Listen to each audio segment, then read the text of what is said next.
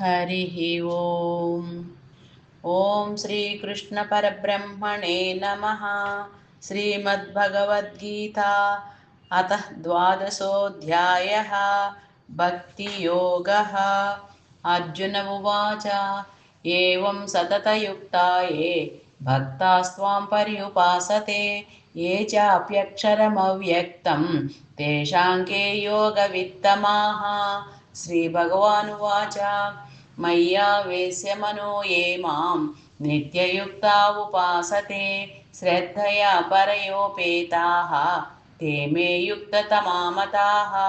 ये त्वक्षरमनिर्देश्यम् अव्यक्तं पर्युपासते सर्वत्र गमचिन्त्यं च कूटस्थमचलं ध्रुवं संनियमेन्द्रियग्रामं सर्वत्र समबुद्धयः ते प्राप्नुवन्ति मामेव सर्वभूतहिते रताः।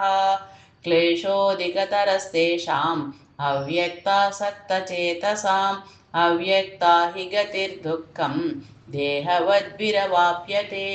ये तु सर्वाणि कर्माणि मयि सन्न्यस्य मत्पराः अनन्येनैव योगेन मां ध्यायन्त उपासते तेषामहं समुद्धर्ता मृत्युसंसारसागरात् भवामि न चिरात् पार्थ मय्यावेशितचेतसां मय्येव मन आदत्स्व मयि बुद्धिं निवेशय निवसिष्यसि मय्येव अत ऊर्ध्वं न संशयः।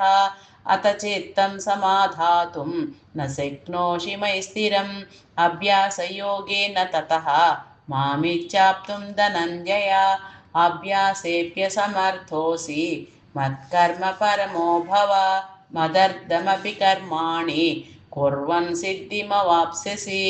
अथैतदप्यशक्तोऽसि कर्तुं मद्योगमाश्रितः सर्वकर्मफलत्यागं ततः कुरु यतात्मवान् श्रेयो हि ज्ञानमभ्यासात् ज्ञानाध्यानं विशिष्यते ध्यानात् कर्मफलत्यागः त्यागात् शान्तिरनन्तरम् अद्वेष्टा सर्वभूतानां मैत्रः करुण एव च निर्ममो निरहङ्कारः समदुःखसुखक्षमी सन्तुष्ट सततं योगी यतात्मा दृढनिश्चयः मय्यर्पितमनो बुद्धिः यो मद्भक्तः स मे प्रियः। यस्मान्नो द्विजते लोकः लोकान्नो द्विजते च यः हर्षामर्षभयोद्वेगैः मुक्तो यस्य च मे प्रियः अनपेक्षशुचिर्दक्षः उदासीनो गतव्यतः सर्वारम्भपरित्यागी यो मद्भक्तः स मे प्रियः। यो न हृष्यति न द्वेष्टि न शोचति न काङ्क्षति शुभाशुभपरित्यागी भक्तिमान्यः स मे प्रियः।